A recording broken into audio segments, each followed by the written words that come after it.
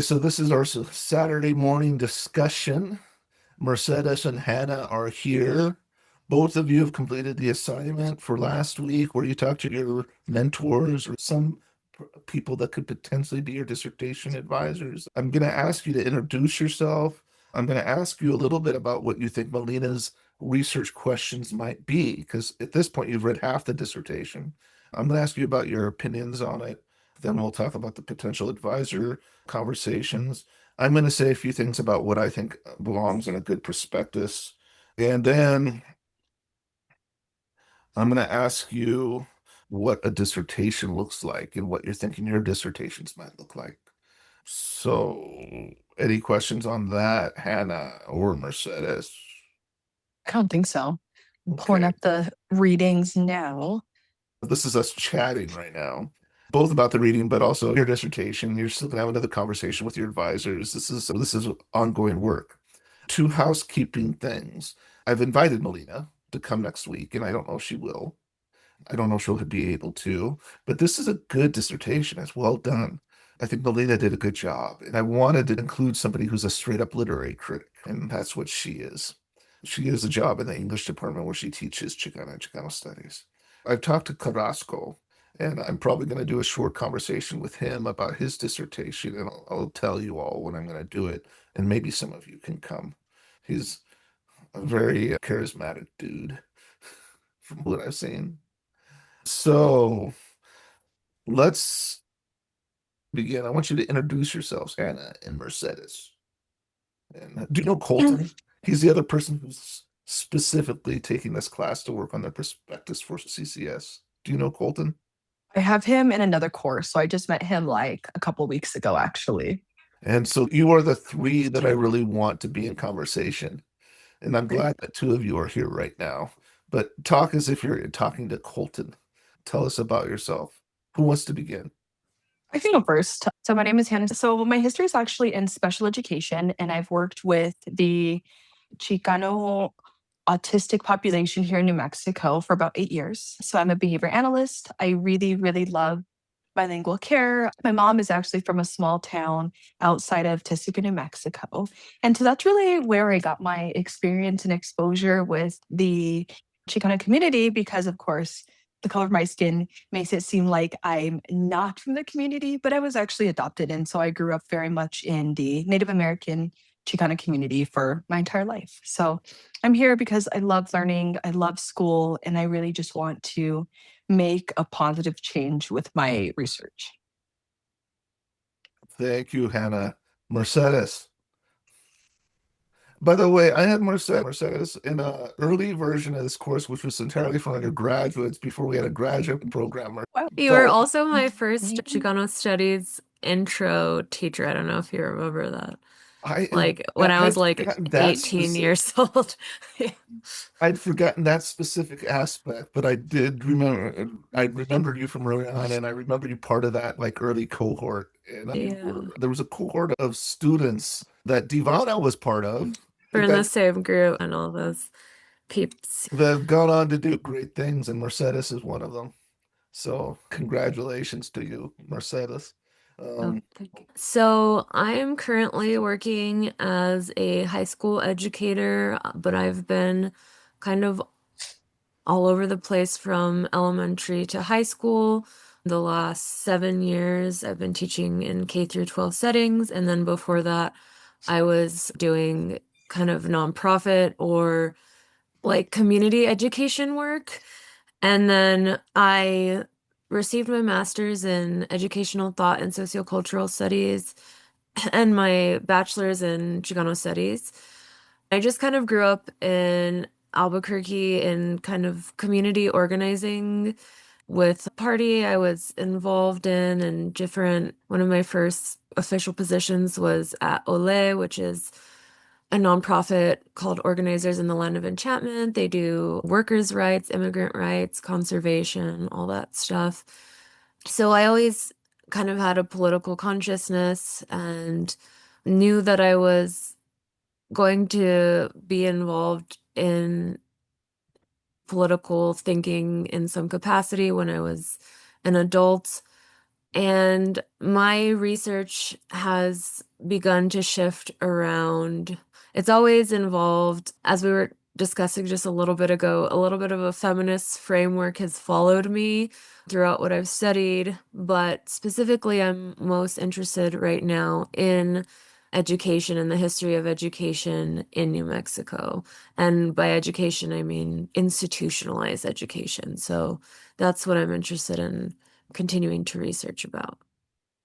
Well, and one of the things I might do is I might ask both of you to come back for a short conversation later in the week after you've had a chance to look at the readings on feminism.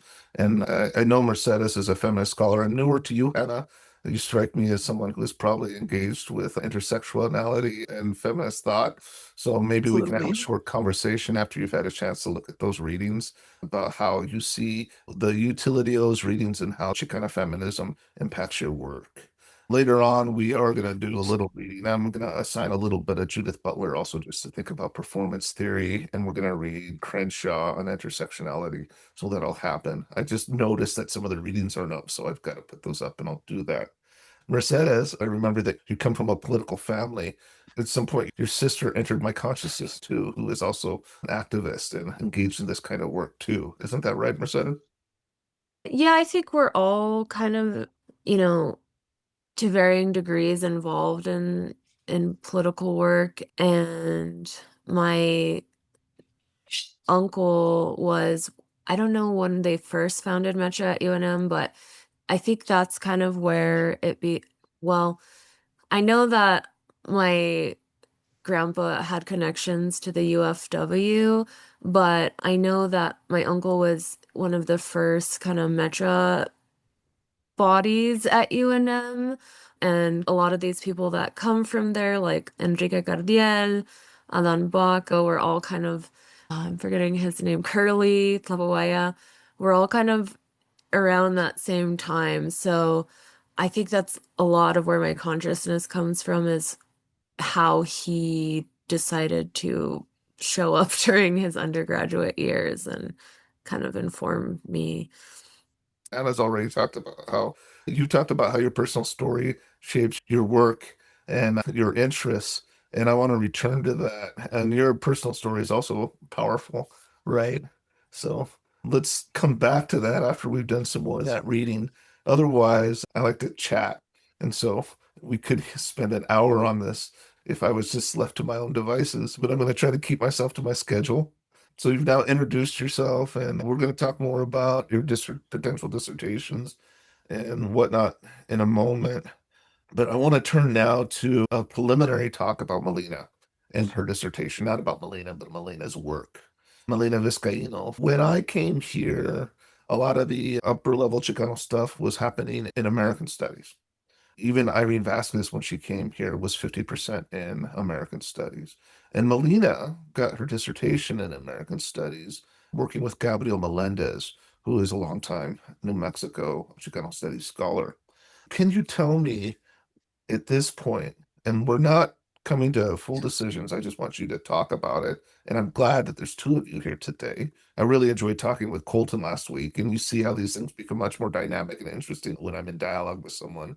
But what do you see at this point is the kinds of questions?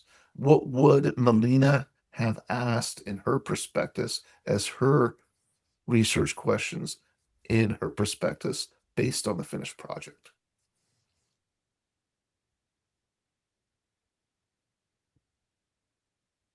I feel like it's tricky for me because I'm kind of trained to search for the questions explicitly included, and I am not finding them.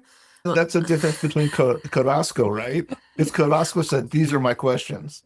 And I And do see that more commonly, so in a I was way, I'm finding it asking you all tricky. to be literary critics, right? Sometimes it's explicit, and sometimes you have to ferret it out on your own. And I think this time you've got to do that work. But please continue, Mercedes. Yeah, I guess I hadn't hammered out the questions necessarily yet, but I know that, some of her specific research interests in this are in analyzing Fray Angelico's work in the context of, I guess, in critical regionalism and trying to understand kind of this third space that he occupies as far as how he disrupts like common understandings of culture as far as religion and poetry. I'm guessing they're talking a lot about this kind of writing movement where there's seemingly a lot of Anglo writers coming out and publishing, and his is like a specific juxtaposition to a lot of that work, it seems. And before we go to Hannah, I'm going to ask a question. This is, I don't yet, well, I have an answer, but I'm not going to introduce the answer. And we're going to continue with this dissertation right next week. I do want Hannah to have an opportunity to talk. I'm now reminded, right? So I've asked you, I've told, this is that thing I always say is theory, methods, evidence, and questions, and then significance. But this is what I think is key to that research project, right? I'm trying to develop a way to think about developing a research project which works across different kinds of disciplines, from education scholars who tend to be more social sciencey. Now we've got a literary critic that we're reading. We could imagine someone who's doing an analysis of poetry, of art criticism in our courses, all the way to someone who's a social scientist. And the next dissertation that you're going to read is by someone who's in sociology, and that was recommended by Felipe Gonzalez, who is a sociologist. A lot of Chicano studies is sociology, especially the kind emanating out of California. And I think some of our faculty understand themselves at their research in terms that sound like positivism, but it's questions, theory, method, evidence, and then significance. And I'm asking you to reverse engineer these dissertations, thinking about the theory, method, and evidence and questions, and all of them have to fit together. But what do you think, Melina? And I'm going to go to you, Hannah, and ask about what you think her questions might be. But of these four areas, where do you think she started? What do you think? Some of you might start with theory. Some of you might start with the kind of questions you're asking. You can start at any one of these points in your interest in your topic. Where do you think she started? I feel like she really started with the theory and the relationship with religion. And then from there, she kind of broke it apart, gave us a lot more context, gave us a lot of different viewpoints and critique. And then it kind of, at least from where we're at now within the dissertation, gives us part of her why. I'm looking at the third page where she says, however, this dissertation is not a religious study. Rather, the dissertation uses religion as a theoretical lens and the I don't know how to say that word, as a methodology of cultural study that understands Fray Angelico in relation to a host of other Southwestern writers, both Anglo and Mexican American. Does she use the word trilectical? She uses that, but she uses this specific, what is it? She said it was Greek. Triptych, which is like it's those like religious altar screens. Yeah, I kind of was picturing them like a little bit like in how they're like split in kind of like a room divider thing.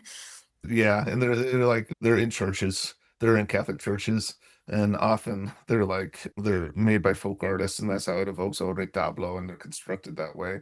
So Interesting. Okay. yeah, it's a religious item, and you'll see in Mexican churches or Catholic churches everywhere, but particularly with the three pieces. I'm gonna have to look these up. Let's see. Yeah. Um, Oh, okay. Yeah. So I grew up actually in the Catholic Church. I'm like, yeah. oh, never heard the term, but I definitely have seen these before. And as I was going through the reading, it was really interesting when they were talking about the church in Peña Blanca, because I've driven past that church before and I've been into Peña Blanca, New Mexico. And I think it was very interesting to realize how many stories are told that you would never make the connection if you don't look for them. Like I've driven past the church before, yet I've never I don't know the history. I don't know the significance. I would have never known that there was going to be this correlation. But now that I know, it makes me really want to go back and further like explore and analyze something that I just was so oblivious and blind to. Well, and part of the reason I assigned this dissertation is not just that it shows a particular methodology, which I'm going to ask about in a second, that it's really well done, which I think it is too. But three is also New Mexico focused. And so it's this landscape that you're always driving through. And you've gone by these churches where he was a priest. You also, if you've spent time in Santa Fe, you would have seen him sitting around. You also have seen his, if you've been in Santa Fe, you've seen a statue in the library that contains his archives. And if you've heard New Mexicans call themselves Spanish, a lot of that comes from him. He popularized the notion of New Mexican Spanish identity. So you have an opportunity to talk to Melina. You see these things like Peña Blanca. Anna, you've been to that church. You've seen the places he used to walk around all the time. And you probably encountered his influence in your daily lives.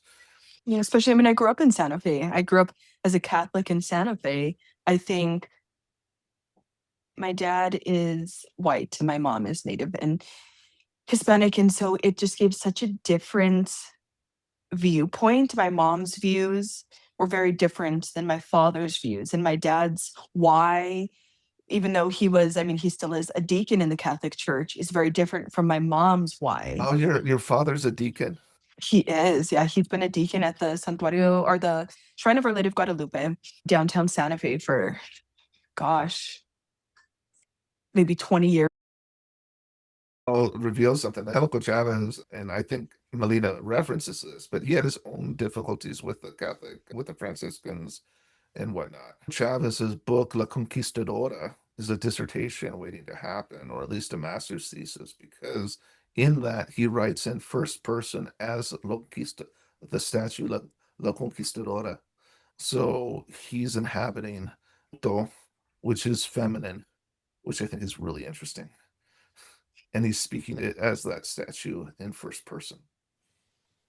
So we can absolutely, I'm waiting for somebody. And if no one ever does it, I might do it. That Fray and Angelico Chavez is just waiting to be queered. I feel like she touches on that a little bit. I don't remember specifically where, but she talks about how he kind of defies gender in some of his, I don't know if it was poetry or I can't remember, but I do remember her like explicitly mentioning gender dynamics. So that's something for you to be thinking about, especially as we go into next week. Oh, I found it. Good. It's Del Rio face on 19. So she says that Del Rio face, for instance, crossed gender in a way that expressed the friar's own cross-regional dislocation or semi-exile. As a Mexican film star, Del Rio crossed over the Hollywood film industry in the 1930s, coincidentally at the same time Manuel Ezequiel was becoming Fray Angelico. So there's a lot to be done with Angelico Chavez, and I'm trying not to just start talking about Angelico Chavez with you for the next hour. But what I'll do, I will post an article that I wrote that includes Angelico Chavez. It's several years ago, and it's actually an article that does what I plan to do for my next book. But I asked you what is theory, methods, questions, and evidence, what Melina's theory, methods, questions, and evidence were. And eventually I'll be asking you about that significance, and you'll be writing about these. The ones that I'm asking you to give special focus in on this week is about the questions for the assignment, which is going to be due at the end of the week. The question, as Mercedes has said, they're not necessarily explicitly stated as they are in some works. And so you have to do a little bit of work to decide what they might be. And I think that Hannah and Mercedes are already on a good path to working through those. Something I want to get before we move on off of this dissertation is what is her method?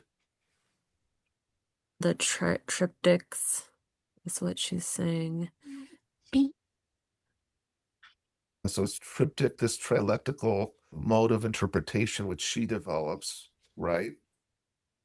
She says, apply a comparative methodology that I call triptych cultural critique to understand better the different modes of regional writing about the Southwest. And so if Carrasco, his methods were, he had two sets of them, as Colton ferreted out, or we ferreted out together. And you all have thought about ferreted. Is that a good word? Is a ferret? I don't want to all the like rodents, but, but I guess I'll continue to use it. That we ferreted out was, on one hand, he was doing this analysis of the performances themselves, using people like Stuart Hall and other folks as a way to read them and historicize them, using cultural criticism, methods of cultural criticism. He was understanding their context, specifically a Marxist reading, to understand the significance of those performances themselves. And then on a more just rolling up your sleeves aspect, he did a set of interviews. And you can see that at the end of the dissertation itself, where he describes his primary sources, and then he lists a series of interviews, right? So he did oral history. He did a series of interviews. Does Melina do interviews? That I've seen yet.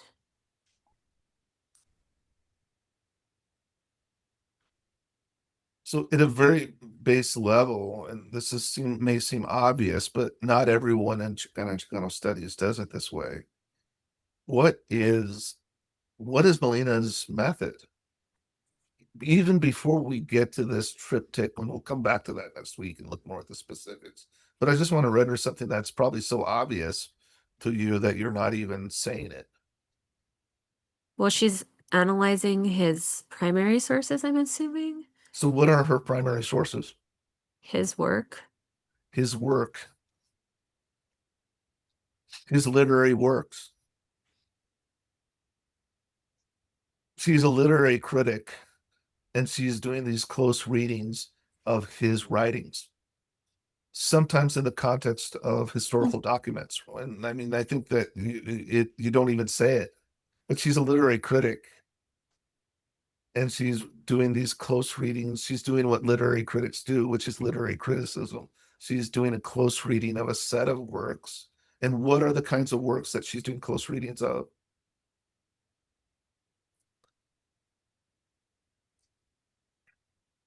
The Poetry. the poetry, art, short fiction.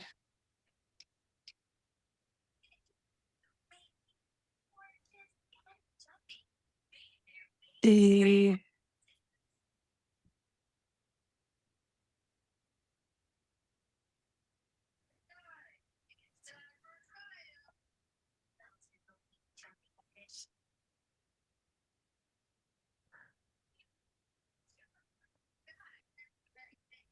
looking at the religious aspect of the traditions. That's how she's analyzing. So then it gets into a deeper level, but she gives a specific methodology for the way that she is reading, or say interpreting the texts themselves, using that religious lens that you talked about, Hannah, right? Mhm. And that's the stuff that we're going to continue to pull out next week. But there's just this very fundamental basic level, which I just want to put out there, is that she is a literary critic who is reading texts. We can say that, so if Carrasco he's analyzing, and he has the ability to analyze all the works that the Chicano Secret Service put out, all the performances, and that's one body of materials, that primary text that he's analyzing. And then Carrasco is also using all these interviews that produce all these transcripts to historicize those works. Then he's using people like Stuart Hall, Chela Sandoval, Marx, right, Gramsci, to interpret those works, and those are the secondary sources. So with this text, it seems as if Melina Vizcaíno's text, that she is a literary critic, and I want to go deeper into the ways that you've already talked about it, but she is doing close readings of a set of texts. And what are the universe of texts that are the primary sources? Now you're saying the poetry, short stories, probably the creative nonfiction works. I haven't really seen my Penitente Land appear at length. And this is the first time I've read this dissertation closely. I've read parts of it. I've looked at it. This is the first time I've read it closely. My Penitente Land is a creative nonfiction work, but it's very creative, and some of it's fiction, if you ask me. That she has chosen that probably we could say that it's the entire universe of this man's published writings are the primary texts, would have been the universe of evidence for her dissertation project. Does that sound correct to you? Yeah. But these are all choices. And I've done a research project which includes him, but I didn't read all his works. She knows all his writing better than I do, but I've analyzed, and I'll post that for you also. You can see it. It's not going to be required reading, but you might like it. I like it. And it makes me upset. You can see how I struggle with things. I get mad, and it took me years to write. And I get mad at Angelico Chavez. I like Angelico Chavez. I get mad at Reyes Lopez Tijerina. I like Reyes Lopez Tijerina. I get mad at, you'll remember Richard Rodriguez from your intro course, Mercedes. I get so mad at Richard Rodriguez, but the thing is, his writing is so good, and it makes me mad. I like things that I'm make so me bugged upset. at that book. I feel like without passion, there's no motivation to read. So there's no motivation to analyze and break apart. I feel like a good writer engages their reader in a sense that they feel like a little bit of emotional trauma, honestly, from their work. Okay. So from today, I wanted us to have a preliminary chat about Melina Vizcaino's work. Now, both of you have met with people that you are thinking about as potential advisors. All this work is preliminary. I just want you to be thinking about it.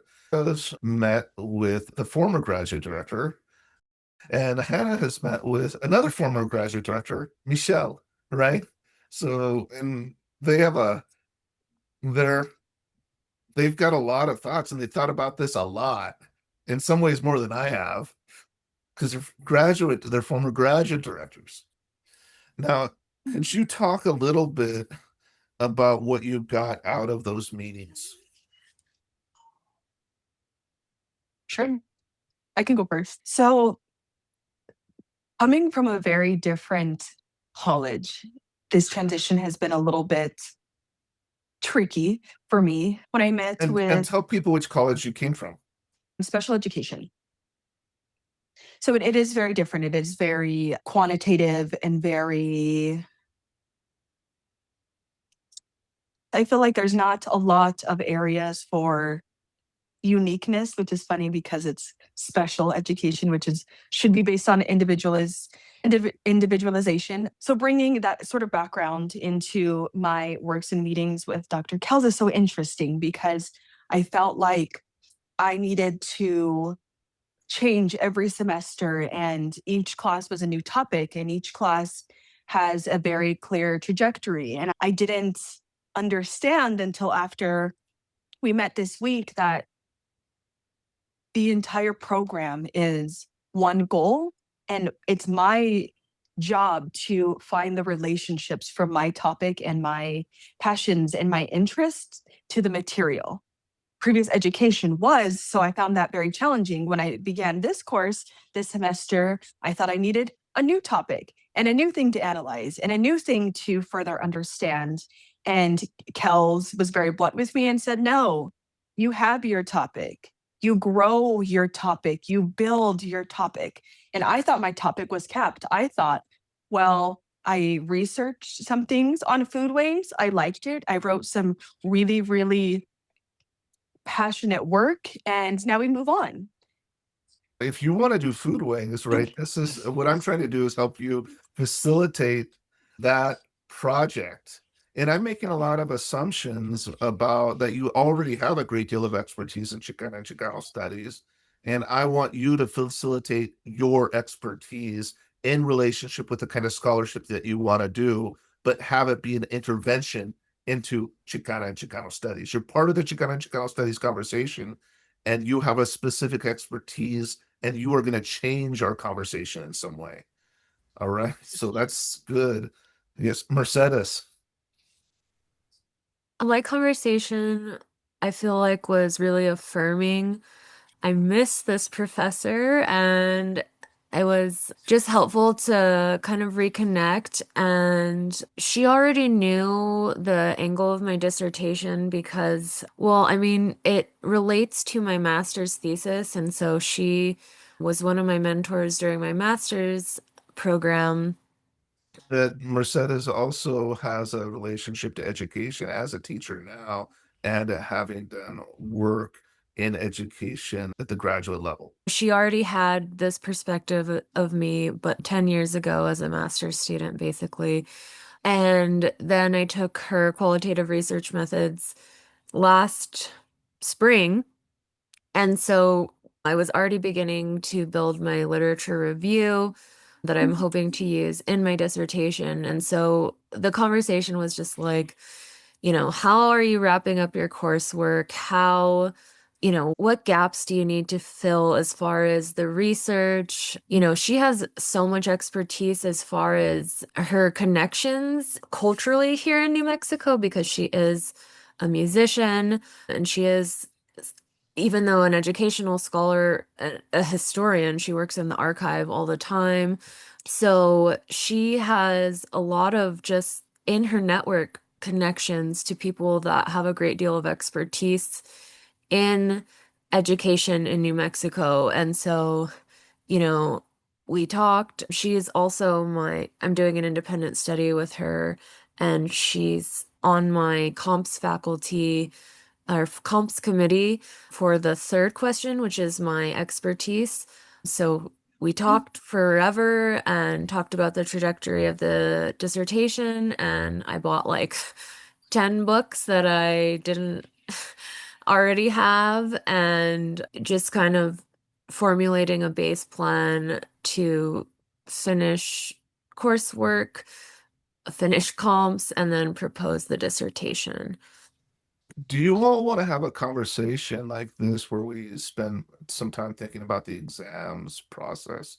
And I'm not dictating, right? You're going to be working with specific faculty members on your exams, but I'll give you my thoughts and give you guidance on my mentoring. What I do is give you my 2 cents, and then you decide how to spend it or not. But you can also have a collective discussion amongst hopefully more than one of you, and we can talk about the exam process in a later class. Does that sound good to you?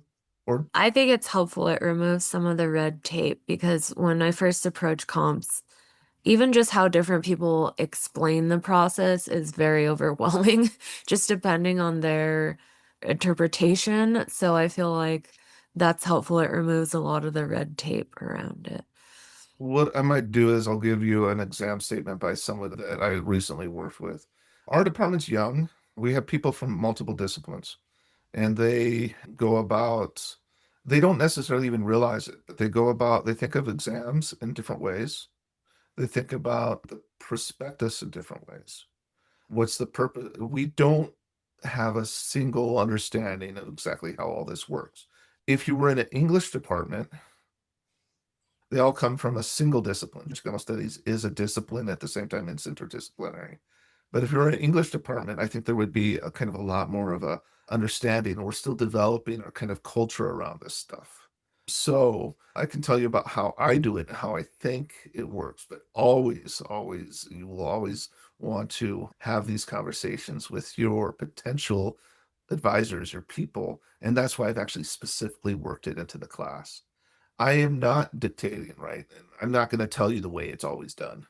I'm not going to do that because I think that there are other faculty in the department who understand it, being the prospectus and the dissertation, as well as even the exams in slightly different ways. So the three of you, I asked Colton, would it be okay if I shared your 3 papers with one another?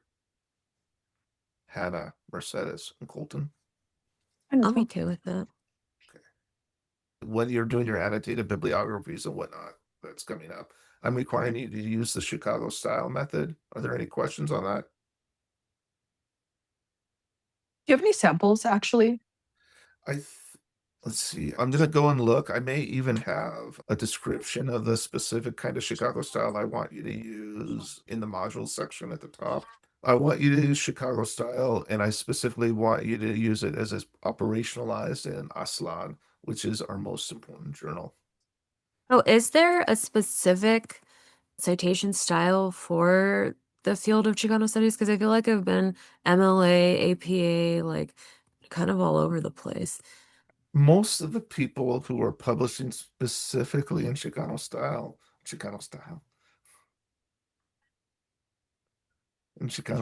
they're writing it. It should be a Chicano style. We'll make it up. Who are doing Chicano studies are using Chicago style following Aztlán.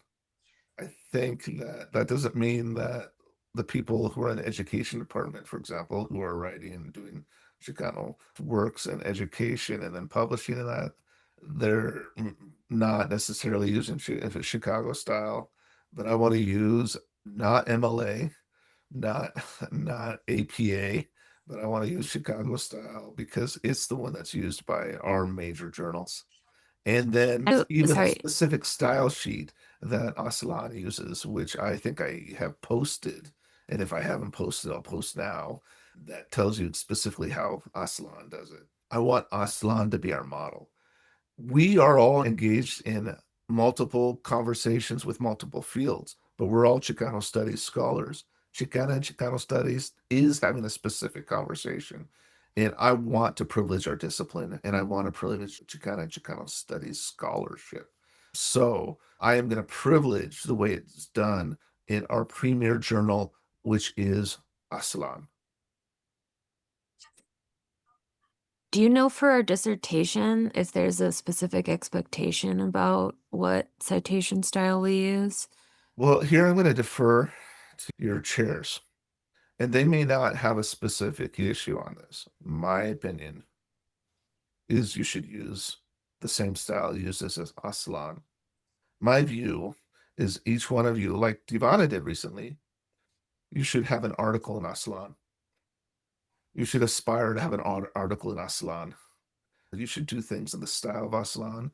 And when you are working on your dissertation, you should definitely look at Aztlán and other key journals, other key Chicano studies journals, and make sure that you're engaging the relevant literature in those journals. Okay. And I'm going to again privilege Aztlán because it's our premier journal published out of UCLA. We all get mad at California. Well, maybe I'm going to not say it quite like that. Sometimes us who are not in California get frustrated with California because they are where a lot of the universities are. They're also where a lot of the publishing apparatus is that is relevant to us. And so I think the Tejanos and the Mexicanos feel kind of dominated by California. And we have our own regional traditions, which go back to 1848 and in some ways precede what happened in California. California got down to less than 10% Mexican American. Nevertheless, California is the place where we have our regional, the Tejanos and the Mexicanos have our regional traditions. Mm-hmm. We've been thinking about this stuff for a long time. Both of you know this. And there were a lot of Tejanos for a long time, right? And they're the ones who died the most. At the same time, California now is where the larger population is. It's where also the centers of publishing are. It has the University of California system, and it is probably the most powerful force in the Chicano studies that emerged in the late 60s and forward. We all have to reckon with that kind of Chicano studies, even the Tejanos. Question about like the journals that are out, like sourced at UNM. Like I think there's two, but I know Regeneración is one. Are Yeah, those? Regeneración, it's our journal. Yeah, but are those? I know it's like specifically from UNM, but do people across like Chicano studies departments know about it, and are they able to publish in it? Like, is that the trajectory, that it's like a well-known Chicano studies journal, or just that it's well-known, or that it's just couched in the department and for the department here? So the other one you're thinking about is Chamisa, that Layla has had a Yeah. big one. Yeah. So the thing I'm going to give you, where I've talked about Angelico Chavez, was published in Chamisa, and they did a strong hand in editing it and making it so much better than it was. So thank you to Chamisa. I think both Chamisa and Regeneración are good journals. They're young. They are speaking to a broader public. They're both, well, especially Chamisa, which is the one I have more experience with, is dominated by New Mexicans at the current moment. But I think it aspires to be something broader. They're good journals. There's at this point, they don't have the profile of some other journals like Journal of the Southwest or certainly Aztlán. This is one of them. I actually like a lot of what's happening in Aztlán. I may pose this as if we're like mad at California, and we're not that mad at California. California's good. I like the Chicano studies that's come out of California. I like what they did for us in those meetings, incredible, where they made these plans for us that like we're still utilizing, right? And are foundational to our discipline. I always argue that we have to recognize these other regional traditions, which are highly influential and in some ways precede what happened in California. So don't think that I'm in an argument with California. By the way, Alicia Gaspar de Alba, who is the chair of Chicano Studies at UCLA, she got her doctorate. Do you know, either of you know, Hannah or Mercedes, where Alicia Gaspar de Alba got her dissertation, did her dissertation? Yes, I don't know. It was from the University of New Mexico in American Studies. I know you had us read her book in the intro course to Chicano studies Yeah. that you taught. Alicia Gaspar de Alba wrote a wonderful book with Ama Lopez, her partner, about the Rose Bikini Virgin of Guadalupe. That was at the Yeah. So folk art. And much of the organizing in opposition to that came out of Our Lady of Guadalupe in Santa Fe. So this is more free ranging than I intended. And especially because I'm planning to ask you to come back to maybe talk with me about feminism. I don't want to be up here by myself talking about feminism. Valid. But we've talked a little bit about your conversations with your advisors. And so anybody who's out there, you should talk to people who could potentially be your advisors or people who do the kind of work that you do about your exams and about your prospectus and what a dissertation should look like. And you both have done that. We won't talk now about what a dissertation will look like. Maybe I'll spend a little time talking about that next week. I do want to give you a few thoughts of my own about what should be in a dissertation proposal. And I'm going to tell you right now that there's two ways of thinking about these, and you see these cleavages within the department. One set of people who tend to be more humanities tend to think about the dissertation as something that looks almost like a book proposal. And they'll put a lot of weight on the chapters that you plan to write. Then, if you're hanging out with social scientists, they're going to think of it much more as a research plan. I like that model.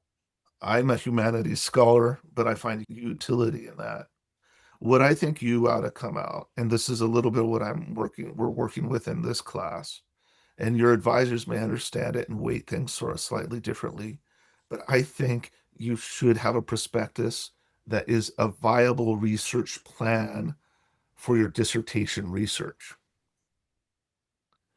I personally don't put a lot of weight on the chapter outline that you produce. That would be normally part of a dissertation proposal. The reason I don't is I think in your research and your engagement with primary sources that you will be encountering the real world. The test and measure of theory, the test and measure of your presuppositions, the test and measure of whatever things that you're going to think you're going to find is the world that you're going to encounter in whatever your primary sources are.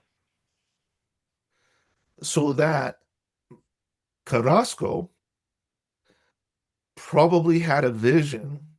Clearly, he had a vision because he's one of the creators of what the Chicano Secret Service did.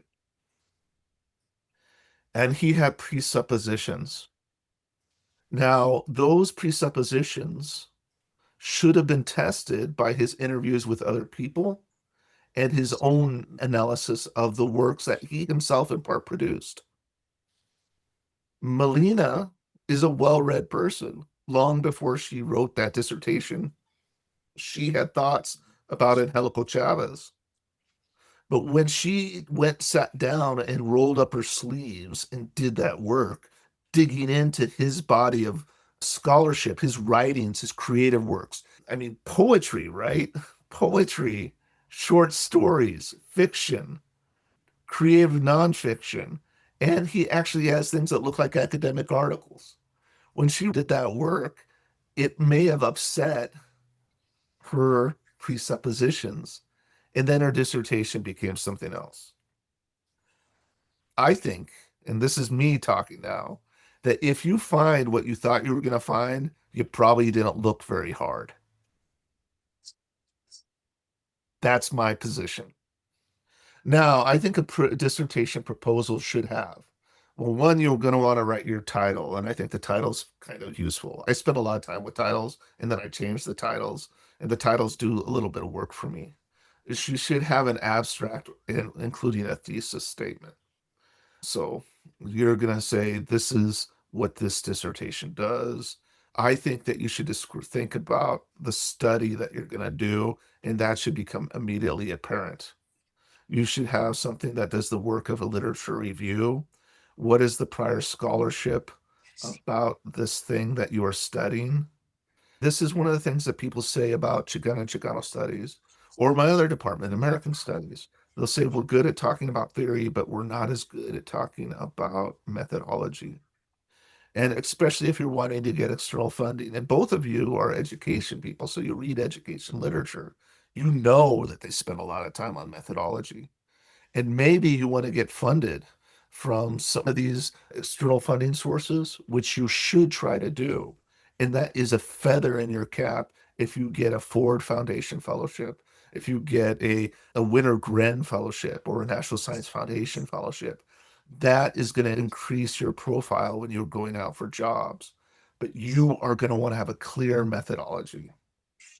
You will want to say, I'm doing oral history. You'll want to say, I'm doing ethnography. You want to say, I'm doing literary criticism.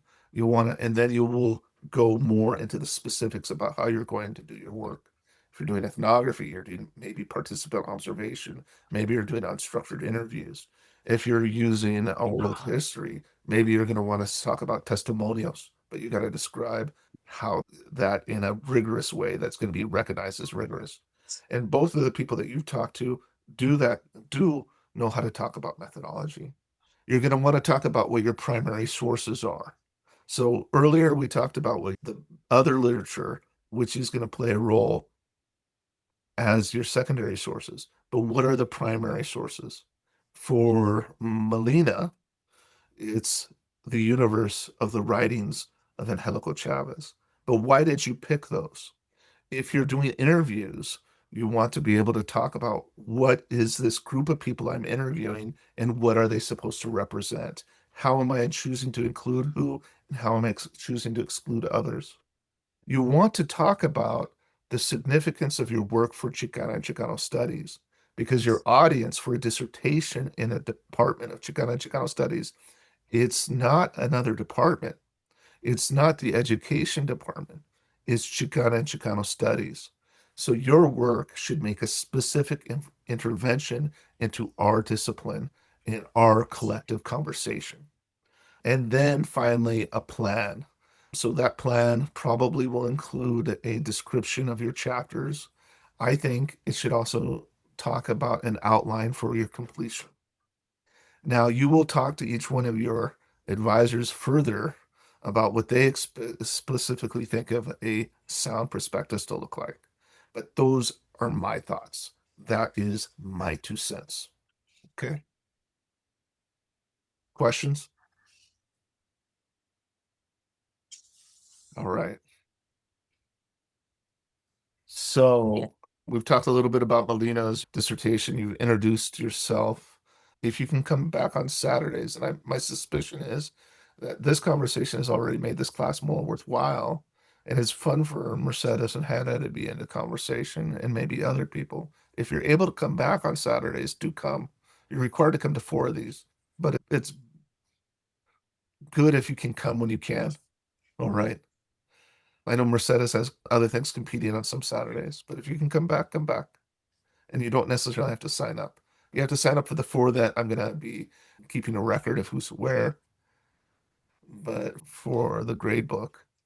But if it's an additional one, you don't have to sign up ahead of time. All right.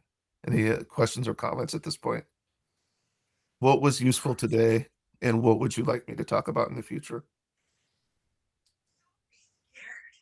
I think you did a really good job giving myself a better understanding of the goal, a better understanding of dissertation, what it is, how to better dissect and relate to the readings that we currently have. Okay. Mercedes? Yeah, I feel like it was really helpful to discuss, like, logistically kind of the trajectory of what we're being asked to do as far as creating the prospectus and how it ties into comps and the dissertation. I think just having those conversations a lot is very helpful. So you are both Chicano and Chicano studies scholars. One of the things that you should be doing is you should develop yourself in that. In your free time, all that incredible amounts of free time you have. All that free time when you're just sitting around thinking, how am I going to spend this time? But what you do in that time is you look at what is going on in Chicana and Chicano studies, right? You read. You should be regularly looking to see what comes out, right? And maybe other journals. And you can talk to the people who you think are going to be key to your development. What are the journals and what are the places that I should go to look at for that kind of scholarship? If you don't look at Aztlán regularly, you don't go, I wonder what's happening in Aztlán this month or this season. You should be doing that. I'm making fun of myself right there, right? How geeky does that sound, right? I wonder what's going on in Aztlán. I gotta go see what happened to the new issue. But that's where you're at. This is something that's very important because you're going to go out on jobs. You're going to be searching for positions. You are Chicana and Chicano studies scholars. Think of yourself in those terms. Be thinking and envelop yourself in our discipline. Be able to articulate what Chicano studies is, what your vision is of it, and how you are going to change that conversation. You are making the intervention. Intervention is, and I should explain myself because I haven't talked to Mercedes in a while, and Hannah, you're still somewhat new to me. So intervention is language from North Campus, right? The medical staff in a hospital make an intervention. They to change someone's outcome. You are engaging a specific conversation within Chicana and Chicano studies. What is that conversation and how are you going to change it? And maybe with that, I'll leave you. Are you ready to go? I like the mic drop. It was good. Okay. Well, and you see how much better and excited I am when I'm talking to people. All right. So what we'll do is I will probably invite at least you back and probably Colton, and I will see who is able to, but for a short conversation once you've had a chance to look at those works on feminism. And I want you to think about those words, but also how where feminism plays an intervention in your work. I don't know if Hannah or Mercedes think of themselves as people who are heavily engaging Marxism, but I think that from what I've seen of your projects, you're at least influenced by feminism. Is that a fair statement? Yep. That's why I want to engage you in a conversation. And if you're able to come, my hope is we're going to have a big conversation about Melina's entire dissertation next week. And I'm going to ask Melina to come. I've already asked another couple of students to come who are thinking about these kinds of things. So we should have a more far-ranging conversation. You've done your duty, but it'd be nice if you keep coming back. Okay, so you're done for today. Thank you. Thank you.